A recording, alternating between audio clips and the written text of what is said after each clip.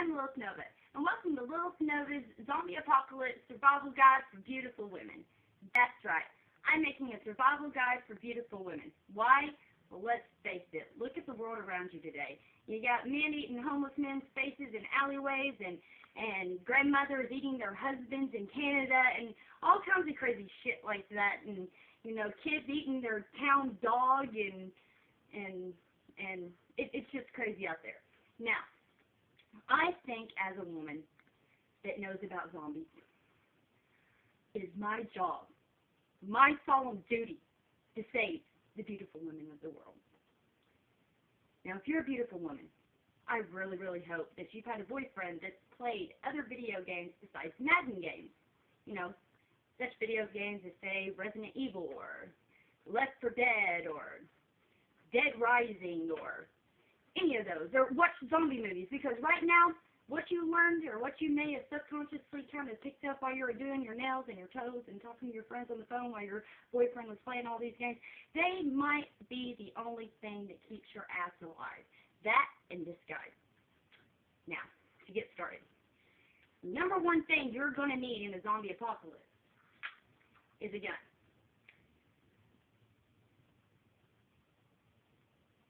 Obviously, this isn't a real gun. Orange tip did give away. But, you know, in the end of the world scenario that we're about to be having, you can do a thing called scavenging. Scavenging.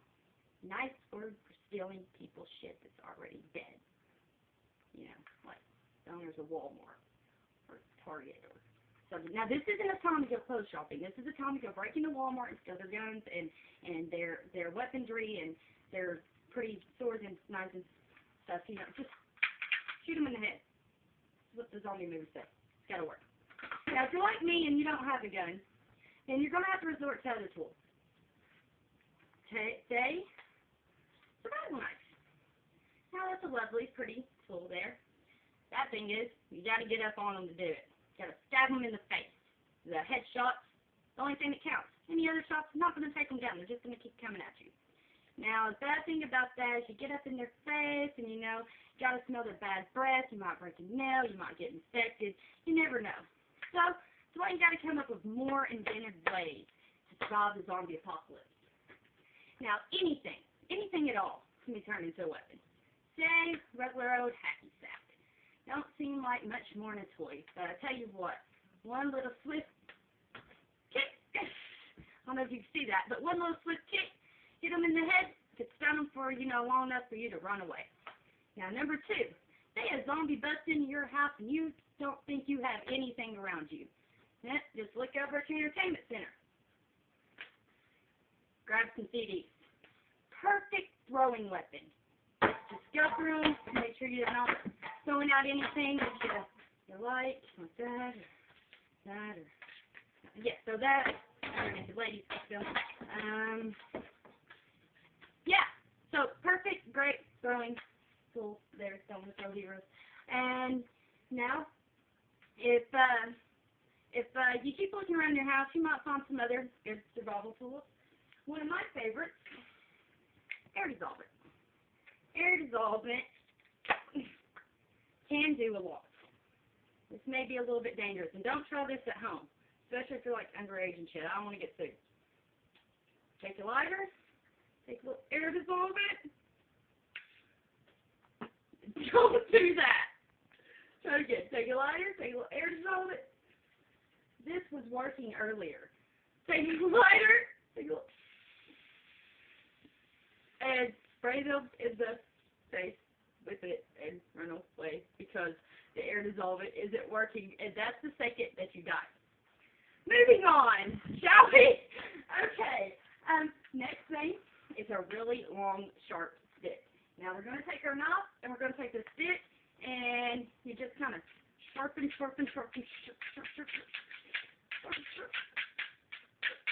Pretty soon it should be sharp enough to stab me off. Just like that. Well, more like stab me off. And then you don't gotta come anywhere down. Great one. Now another one.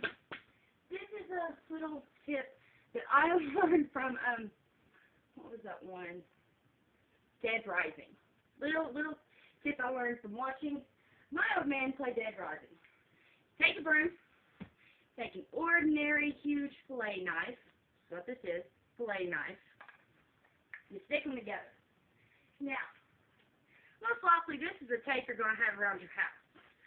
Unfortunately, this is not really a tape you want to use, because it's not quite going to be sturdy there. So you're going to try to stab them, and you're just going to hurt yourself. The only wastelander you're going to hurt or kill is you.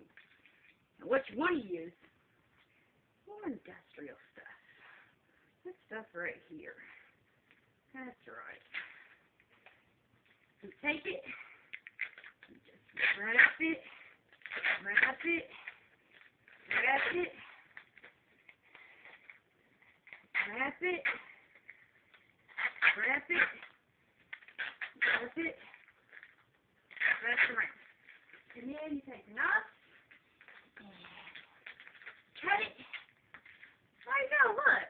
You got yourself a great stabbing tool right there. You can just, like, can you see me? Can you see me? What? That's how far away you get from them, and you just stab them in the eye. That's all you gotta do. That's all you gotta do. Now, got just about all your tools. Got that part over. You're almost ready to survive the zombie apocalypse. On top of this, ladies, beautiful ladies, I know how you are when you try to pack for vacation. Now, on this trip, you can't take everything in your damn closet. I'm sorry. Take your good little set of clothes, some warm clothes for winter, some, cooler clothes for summer and all that good stuff. And it might be good to, rob a police station or something good, a good little protection vest or something, because, all the cops will be dead from zombies anyway. Now, one more thing I have learned from playing End of the World scenario games, such as Fallout, that I should let you all know. Whether it be from an atomic bomb or a zombie apocalypse, there's one thing every beautiful woman has to worry about in the end of days. Fallout will tell you all about it. That's flavors. That's right. Flavors.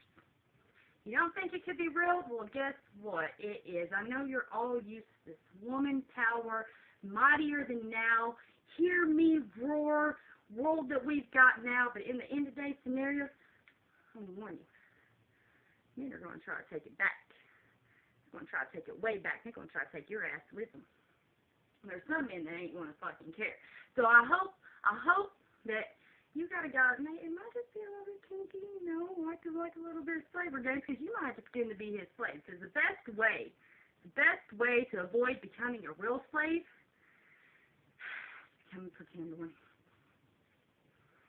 Hate to say it, might have to throw you a little dog collar, something on if I can get it to snap.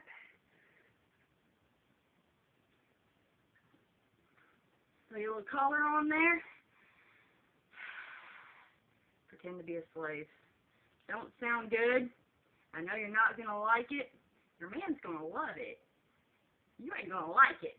But at the end of the day, when you're sleeping, under a bridge somewhere with a man that you hopefully love or care about, taking care of you, and not being raped repeatedly by a slaver, you'll thank me for this. Okay? Because Fallout will show you. Well, that's the end of Lilith Nova's survival guide, and I hope this keeps your beautiful asses alive. Goodbye.